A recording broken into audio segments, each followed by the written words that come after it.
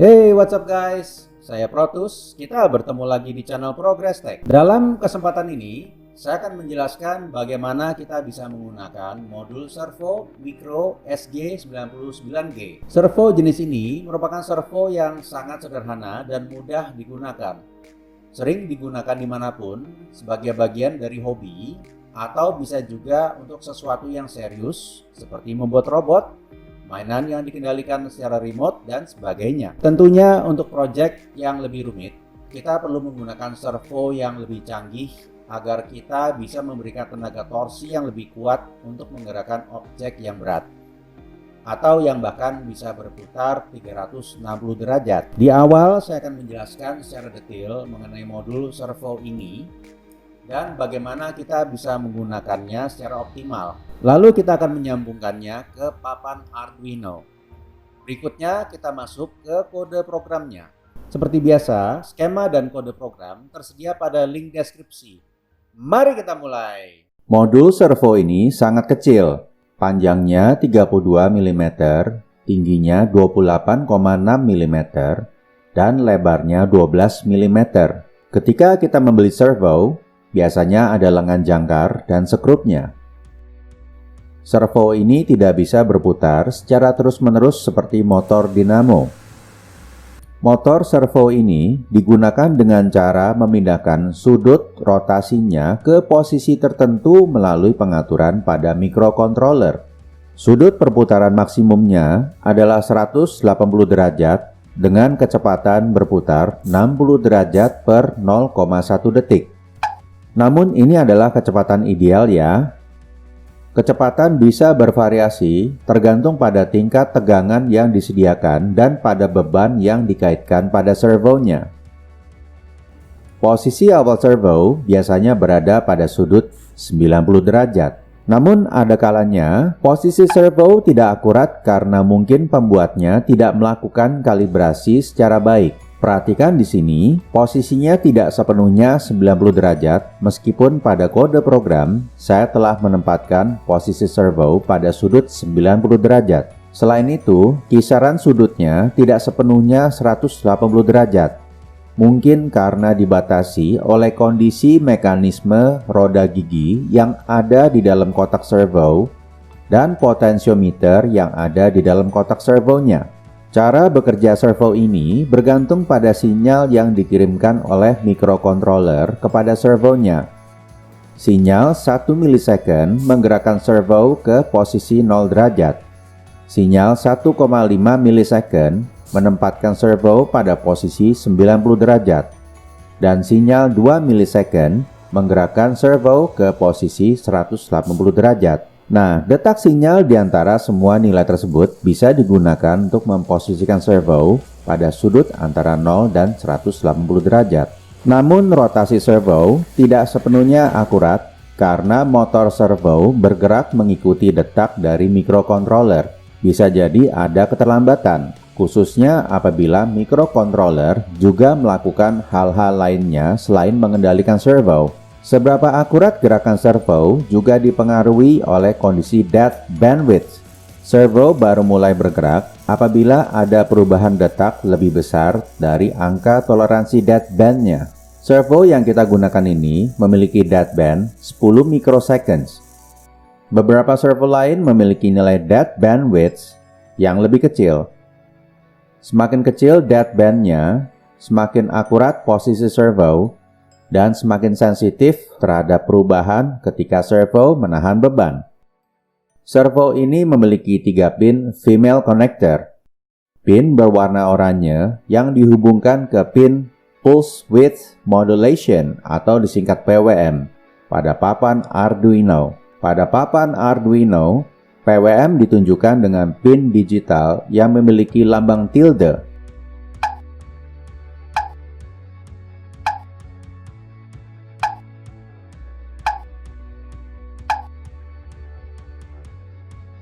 VCC berwarna merah disambungkan ke kisaran voltase 4,8 volts dan 6 volts. Ground berwarna coklat yang dihubungkan ke ground papan Arduino. Torque atau torsinya adalah 1,8 kg/cm. Nah, apa sih torsi? Torsi adalah momen gaya atau gaya yang berputar. Namun torsi tidak sama dengan gaya. Torsi diperoleh dengan mengalihkan jarak antara poros dan titik gaya dan gaya yang diberikan. Artinya semakin jauh jaraknya, semakin besar torsinya. Satuan panjang jarak adalah satuan jarak seperti sentimeter, meter, dan sebagainya. Satuan gaya adalah Newton. Maka satuan torsi adalah Newton meter, bisa juga gram sentimeter, dan sebagainya. Misalnya ketika kita menutup pintu lemari. Jika kita mendorong pintu dekat dengan engselnya, dibutuhkan gaya yang besar agar kita bisa mendorong pintu tersebut. Semakin berat bagi kita untuk menutup pintu tersebut. Sebaliknya, jika kita mendorong pintu pada bagian yang jauh dari engselnya, sedikit gaya yang dibutuhkan, semakin mudah bagi kita untuk menutup pintu tersebut. Nah, bagaimana kondisi ini berpengaruh pada servonya? Servo tidak menerima torsi, melainkan memberikan torsi. Ini terjadi ketika servo mengangkat atau menarik objek atau mendorong sebuah objek. Semakin jauh jarak objek yang ditarik, diangkat, atau didorong oleh servonya, semakin besar gaya yang dibutuhkan, semakin besar arus listrik yang dibutuhkan.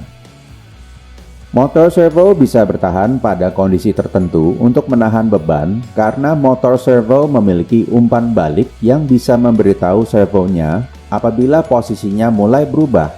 Namun hati-hati dengan kondisi yang biasa disebut dengan stall torque atau torsi yang tertahan, di mana kecepatan perputaran menjadi nol karena beban menahan torsi dari servo. Sebaiknya kondisi ini tidak lama-lama, karena servo mengkonsumsi arus yang sangat besar. Servonya bisa panas. Secara bertahap, servo bisa rusak dan tidak akan berfungsi secara normal lagi. Nah, berapa sih maksimum torsi servo? Tergantung pada jarak antara sumbu servo dan beban yang dikaitkan dan informasi torsi dari data spesifikasinya. Angka 1,8 kg/cm adalah angka stall torque SG90. Artinya, servo bisa mendorong, mengangkat, atau menarik beban kurang dari 1,8 kg dengan panjang lengan 1 cm. Jika panjang lengannya 10 cm, maka beban sebaiknya tidak lebih dari 0,18 kg. Hal penting lainnya adalah jangan memutar-mutar servo dengan tangan. Servonya bisa rusak. Menyambungkan servo ke papan Arduino tidak sulit. Saya menggunakan kabel jumper tambahan dengan warna yang sama. Kabel berwarna merah ke VCC 5V papan Arduino. Kabel berwarna coklat ke ground papan Arduino. Kabel berwarna oranye ke pin digital yang memiliki tanda tilde yang merupakan pin pulse width modulation. Sekarang kita masuk ke kode programnya. Hal pertama yang kita harus lakukan adalah memanggil library untuk servonya. Lalu kita membuat instance atau objek untuk servo. Di sini kita membuat variabel untuk posisi awal servo dan menginisiasikannya dengan nilai awal. Lalu ada variabel integer untuk sudut servo. Berikutnya ada variabel integer untuk sudut maksimum servo. Karena kita menggunakan SG90, sudut maksimumnya adalah 180 derajat. Lalu di sini kita menambahkan variabel-variabel untuk mengatur kecepatan berputar servonya dalam satuan milidetik. Pada fungsi setup, kita menggunakan perintah attach dari instance servo untuk menempatkan pin data servo pada pin digital PWM9. Kita bisa menggunakan pin PWM manapun. Lalu di sini kita menggunakan perintah write dari instance servo untuk memberikan posisi sudut awal servonya. Pada bagian loop, ada dua pengulangan for loop. For loop yang pertama menggerakkan posisi servo dari 0 derajat ke 180 derajat. For loop yang kedua menggerakkan posisi servo dari 180 derajat ke 0 derajat.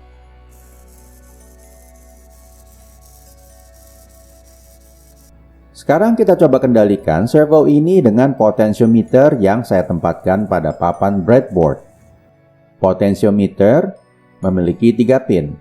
Pin VCC, pin ground, dan pin sinyal data. Ini skema breadboardnya. Sekarang kita masuk ke kode programnya. Kita perlu melakukan modifikasi untuk kode programnya. Penggunaan potentiometer tidak membutuhkan library. Namun kita perlu menggunakan beberapa fungsi dari Arduino agar kita bisa menggunakan potentiometernya. Di sini saya menambahkan variabel integer sebagai pin analog yang tersambung ke potentiometer. Lalu ada variabel untuk menyimpan nilai yang dibaca dari potentiometer. Untuk sudut masih sama. Namun kali ini akan digunakan untuk memetakan serangkaian nilai array pulse width modulation dari 0 sampai 1023 ke serangkaian nilai kisaran sudut 0 sampai 180 derajat. Pada bagian loop, pada bagian ini kita membaca sinyal analog dari pin yang terhubung ke potentiometer. Pada bagian ini, kita memetakan serangkaian nilai array pulse width modulation dari 0 sampai 1023 ke serangkaian nilai kisaran sudut 0 sampai 180 derajat. Fungsi map menerima 5 argumen. Argumen pertama adalah hasil pembacaan analog dari potentiometer. Argumen kedua, indeks array pertama dari array PWM. Argumen ketiga, indeks terakhir dari array PWM. Argumen keempat, nilai minimum sudut servo. Argumen kelima, nilai maksimum sudut servonya.